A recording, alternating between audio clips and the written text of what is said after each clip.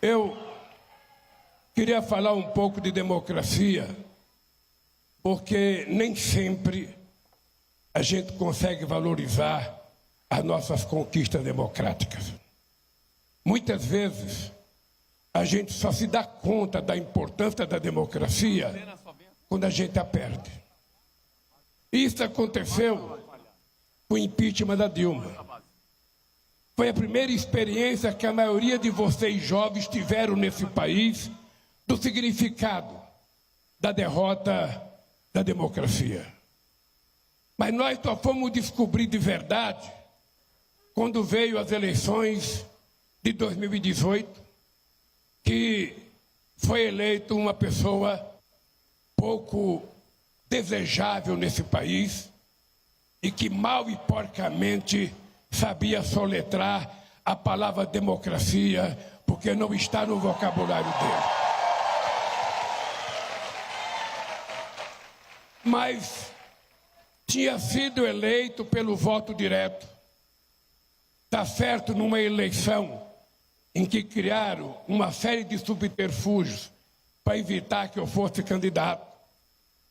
Nós lançamos o companheiro Haddad, que fez uma campanha extraordinária e quase ganha as eleições. E a gente descobriu que o problema da democracia não é apenas o fato de quem esteja na presidência seja um militar da ativa. A democracia está muito ligada ao comportamento da pessoa que governa uma casa, uma cidade, que seja um síndico, um Estado ou União.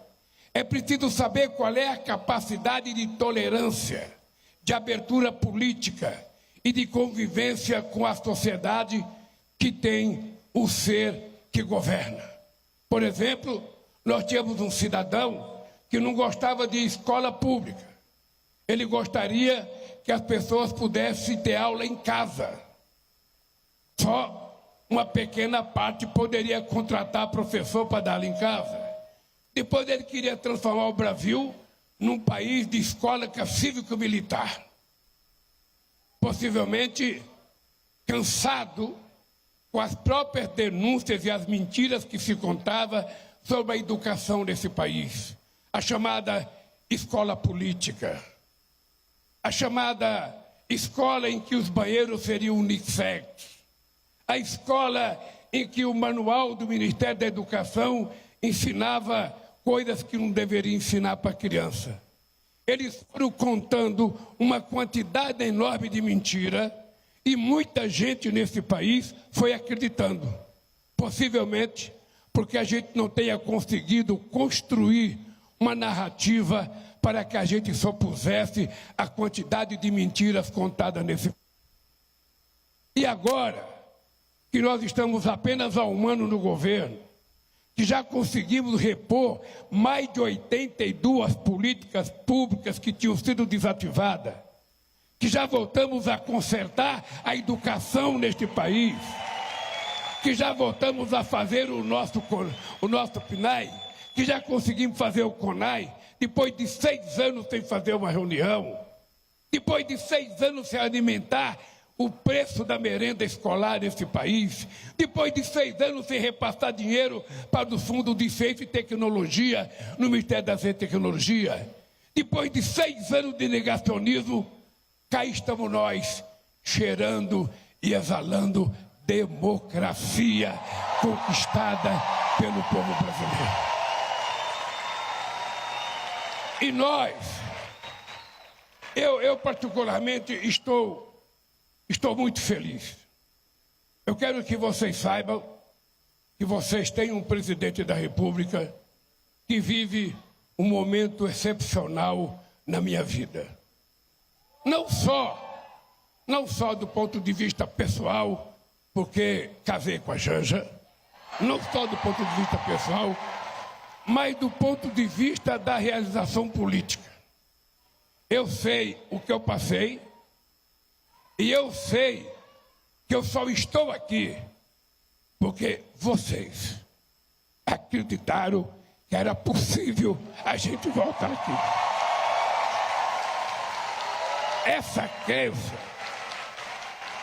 essa crença que para quem não viveu parece pouco, mas para mim, que passei 580 dias na Polícia Federal, ouvindo todo santo dia, de segunda a segunda, bom dia, presidente Lula, boa tarde e boa noite.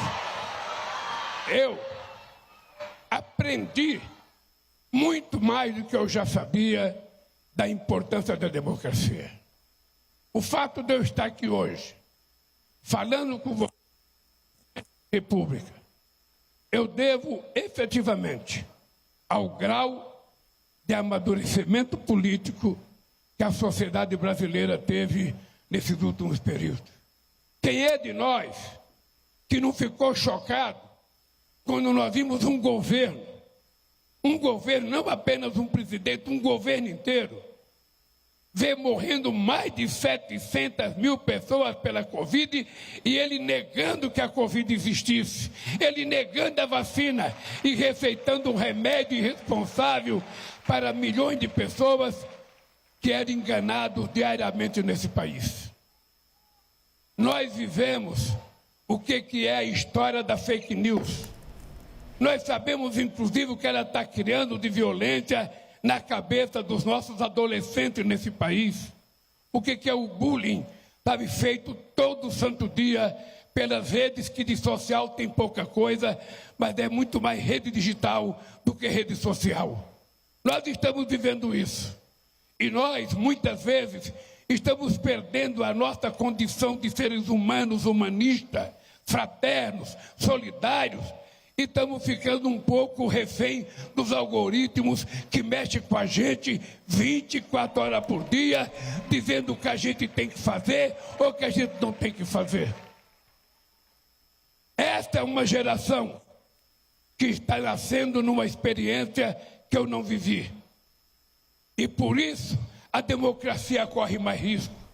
Por isso a gente vê a extrema-direita crescer em vários lugares do mundo. Não apenas na América Latina, no Brasil, na Argentina, a gente vê crescer na Holanda, a gente vê crescer na Espanha, vê crescer em Portugal, vê crescer nos Estados Unidos, vê crescer na Hungria e vê crescer na França e em vários outros países. Uma extrema-direita irresponsável, uma extrema-direita que mente descaradamente o dia inteiro sobre tudo e que utiliza a boa-fé religiosa do nosso povo, a espiritualidade santa do nosso povo para fazer política.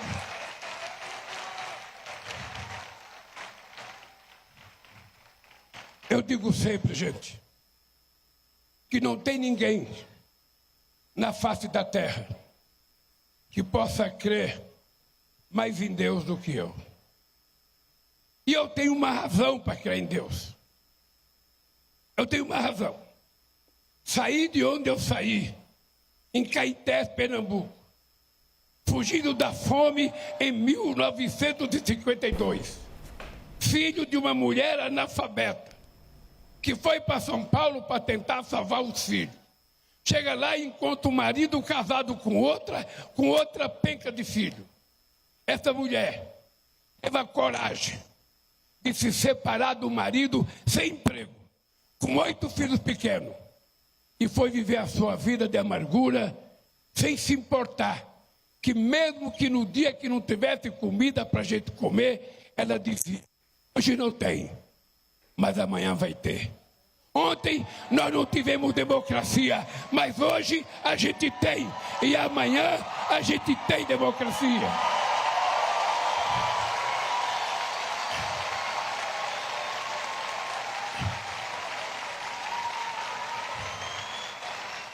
E nós precisamos aprender essa lição extraordinária que a vida nos deu. Eu estou feliz por uma razão muito simples. Eu já era considerado, mesmo sendo o único presidente desse país, sem diploma universitário, o presidente que mais tinha feito universidade na história desse país. Porque, meus caros deputados, eu nunca consegui compreender por que que os outros países da América Latina, tão pobres quanto esse país, tiveram universidade primeiro do que nós? Quando a gente estava fazendo a nossa primeira universidade em 1920, a Argentina já estava fazendo a sua primeira reforma universitária. O Peru já tinha desde 1554 a Universidade de São Marcos. E a gente foi criar a nossa primeira. Eu sei que tem muita gente que não gosta, mas a verdade é que a elite que governou esse país durante todos esses anos não gostava de ver pobre estudando na universidade desse país.